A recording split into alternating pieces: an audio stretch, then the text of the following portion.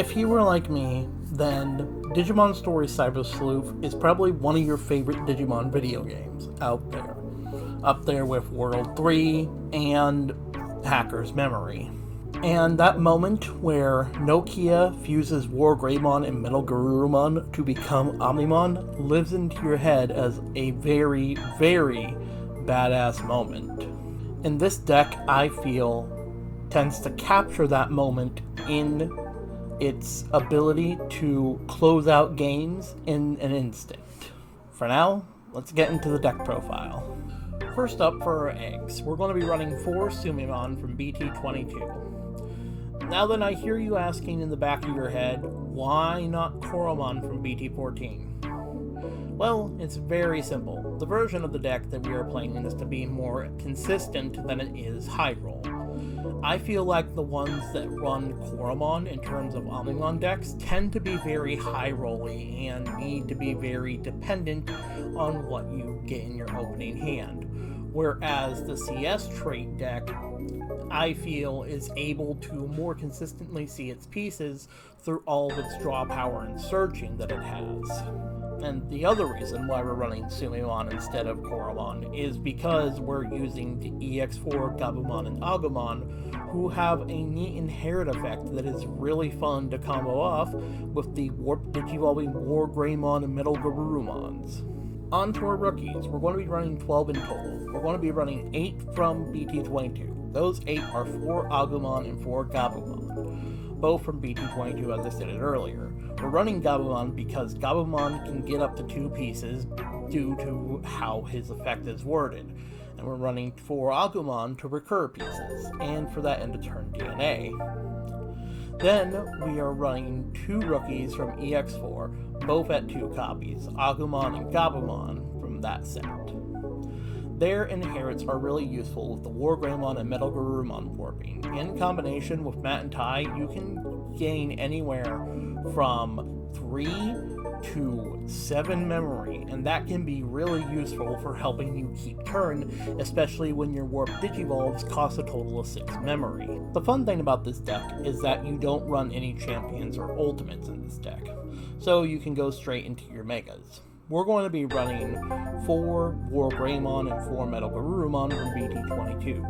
Their Warp Digivolving effects are insane. 6 memory to go into this Digimon from any Agumon or Gabumon, War Greymon deleting the lowest DP Digimon, and Metal Garurumon returning the lowest level to the bottom of the deck is really, really useful for clearing boards, depending on which one you warp into first.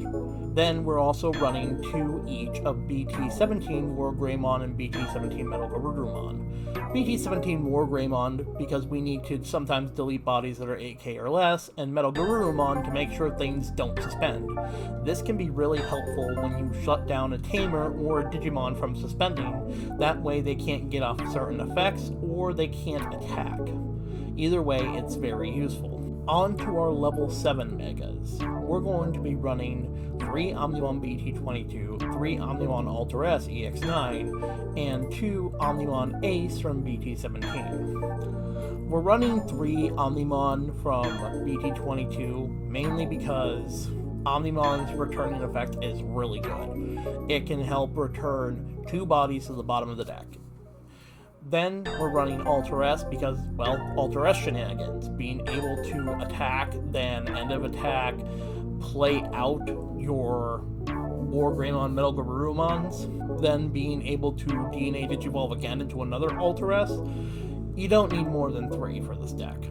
Then we are also running the Ace Omnimon, mainly because we need a defensive play for this deck.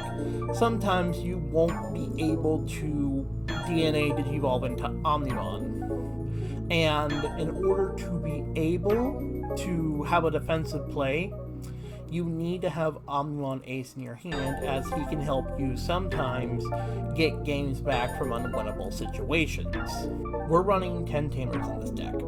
4 Nokia from BT22, 3 Matt and Tai from BT17, and 3 Mirai Kagure, or Kagura, I don't know how to pronounce that last name, from BT22. We're running Nokia because she is the key part of the deck. She makes the deck function. Our War Greymon and Metal Garurumon need her on the field for them to warp Digivolve. We're running Matt and Tai from BT17 over the Matt and Tai from EX9 because we need that end of a turn tack sometimes to help close out games. Then we're running Mirai here for a few reasons. One, she's draw power, and she can help us get pieces into the trash that we can recur with our Agumon from BT22. Then, the other reason why we're running her is because she will be able to play out Nokia at the start of your main phase, which can help get your Nokia online. And in my experience with this deck, if Nokia is not online, you're most likely not winning. On to our options. We're running 8 of them. We're running 4 Miraculous Mega Knight because of how good it is. Playing out Agumon or Gabumon for a 2 cost is much more preferable to playing them out for a 3 cost. Add on top of that the ability to play out Agumon and Gabumons from the trash, and you got a card that can help us not only play out pieces that help us get to stuff, but also recur those pieces. Then you just add even more on top of that by giving it a trap effect of if War Greymon or Metal Garurumon will be removed by effect, DNA Digivolve into an Omnimon, and Chef's Kiss, mwah, you got a really good card that you need in this deck. We're also running 4 Kurumi Detective Agency for card economy reasons, and because of the ability to give us more memory when we need it the most. In combination with the Sumemon, with the Gabumon from BT22, with the Gabumon and Agumon from EX4, and with the Mirai, you have around 19 cards that their whole entire purpose is just to help you get more cards into your hand. And that's not even including what Miraculous Mega Knight can do. This deck is fairly powerful, and I feel like it has a few good things about it that make it fairly powerful. Its ability to OTK out of nowhere is fairly good.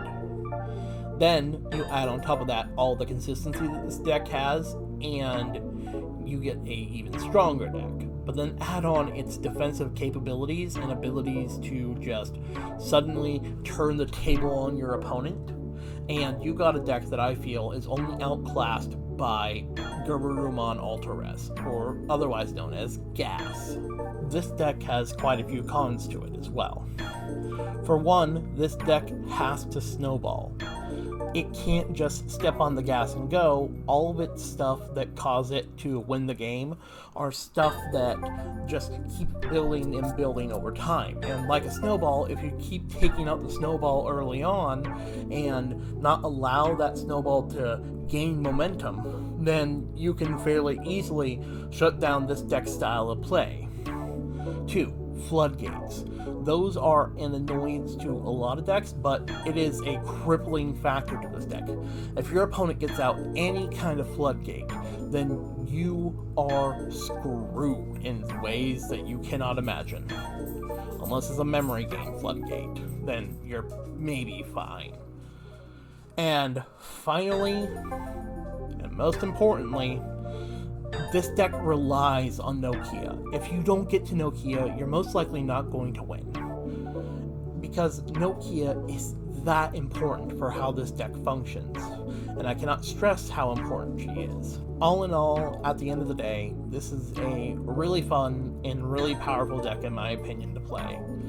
I hope you guys liked this video and deck profile. If you would like to see more, please like the video down below, comment what you'd like to see next, and subscribe for more. For now, toodles.